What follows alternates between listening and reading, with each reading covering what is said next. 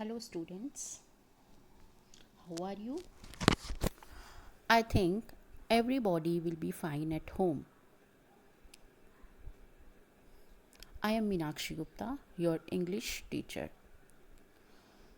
So, let me first introduce you with your syllabus of English. You have your English book, Tulip series for 10th class. This book consists of different sections. The first section is prose.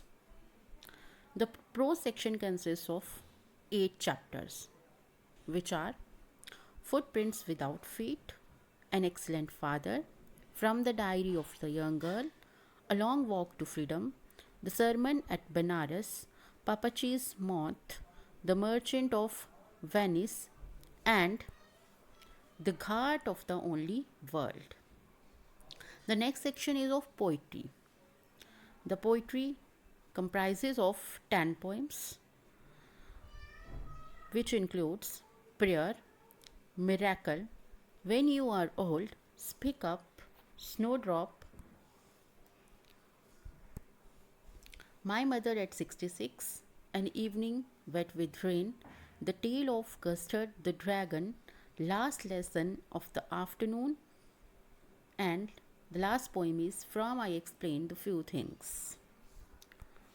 The third section is of short stories, which consists of Necklace, Bholi, Abheli, Out of Business, Servant, and The Dusk.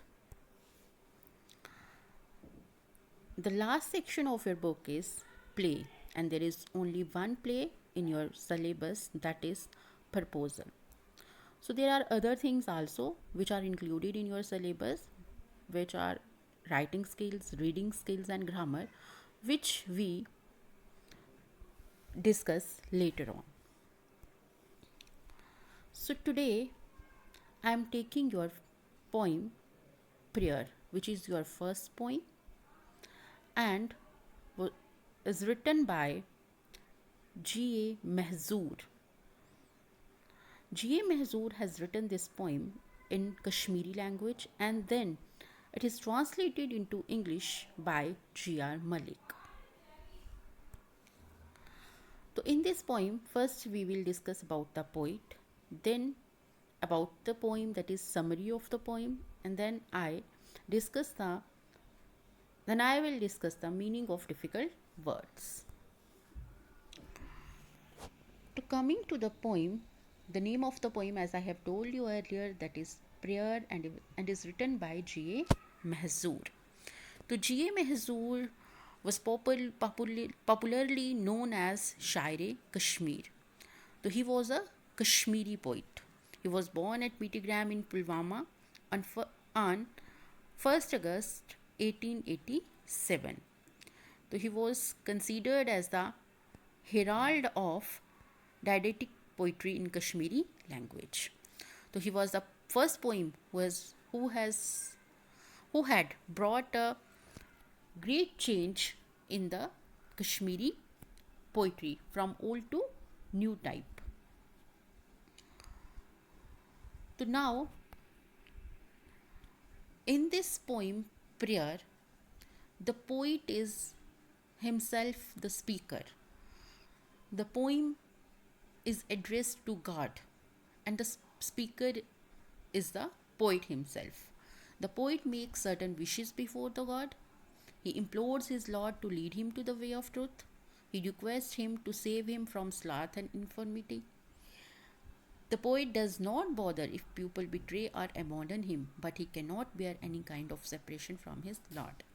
Now I think that I will explain you all these things in Hindi so that you may be able to understand the poem.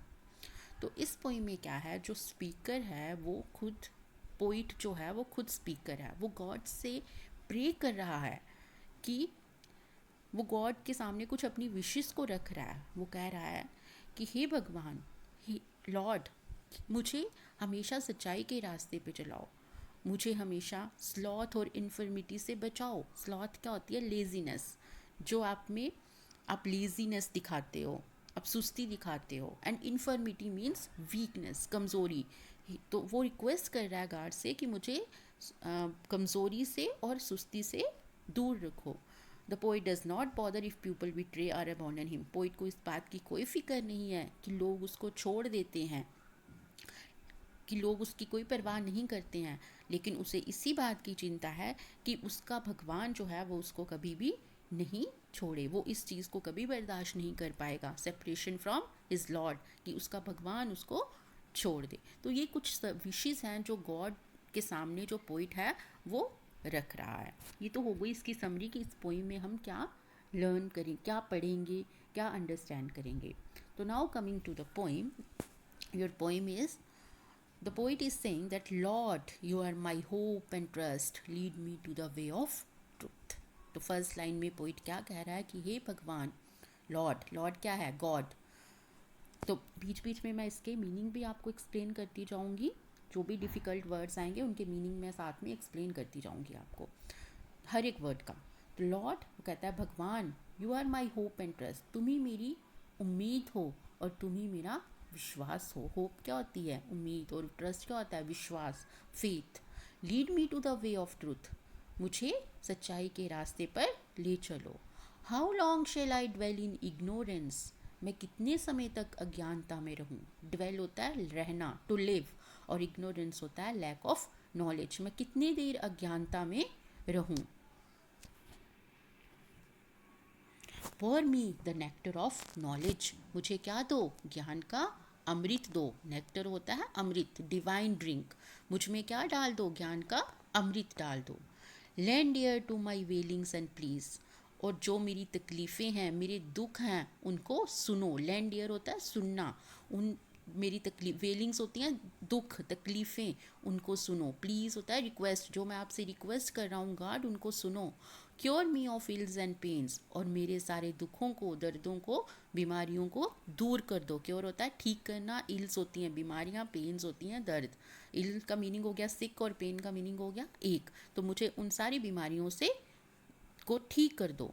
B kind each moment to me, हर समय मुझ पर दया करो। Kind क्या होता है? पिटी, sympathy, दया, मुझ पे दया करो। लेट मी नेवर फील इन वॉन्ट, मुझे कभी किसी चीज़ की ज़रूरत महसूस मत होने दो।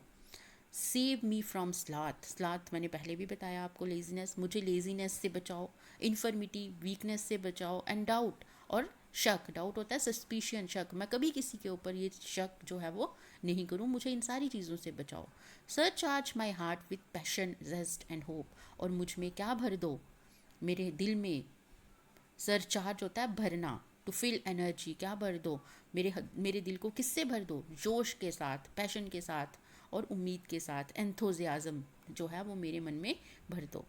Let me not ever chant the sleep inducing tales, हे भगवान मैं कभी भी ऐसी टेल्स, ऐसी स्टोरीज़ नहीं गाऊँ। चैंट का मतलब होता है सिंग, और टेल्स होती हैं स्टोरी, और इंड्यूस होता है टू फिल, क्योंकि मैं कभी ऐसी भी स्टोरीज नहीं गाऊँ जो दूसरों में क्या, दूसरों को क्या कर दें, सुला दें। मैं कभी ऐसे गाने नहीं गाऊँ।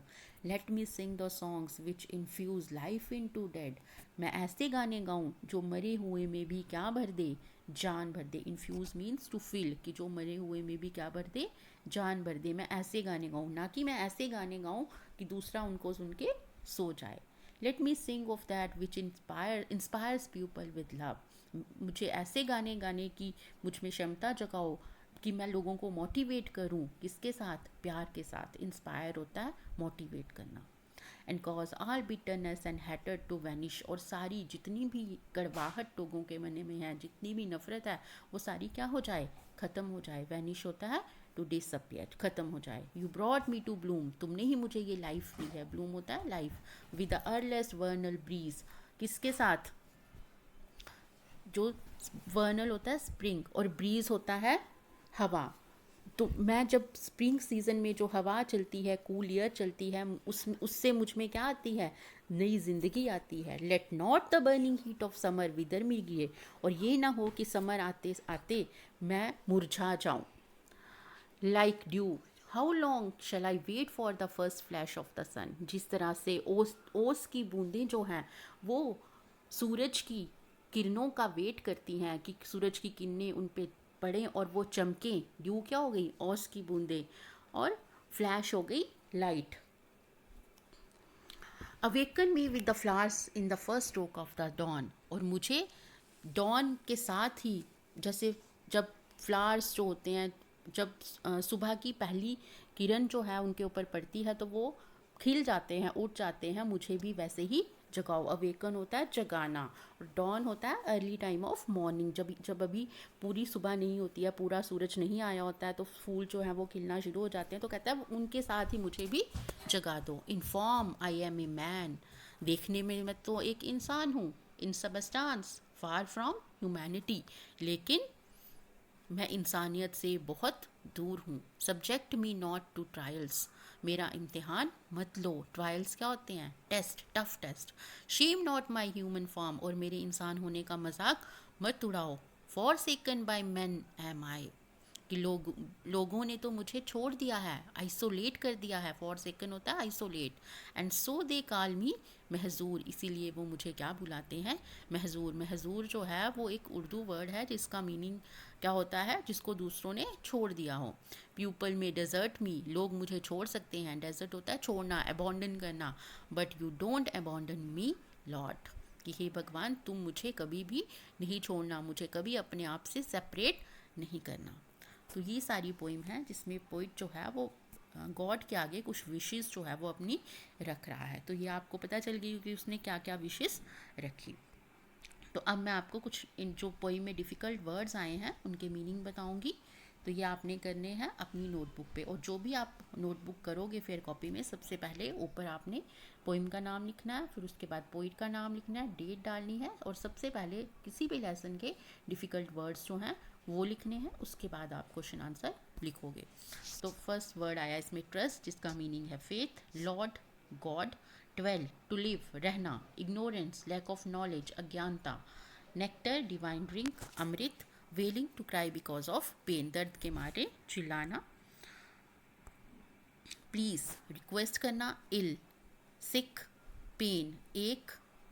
Kind, pity. Sloth, laziness. Infirmity, weakness. Doubt, suspicion, शक। Surcharge, to supply energy, energy देना। पैशन, और जेस्ट का मीनिंग यही है, एंथोजियाज्म, जोश भरना। Chant, to Singh.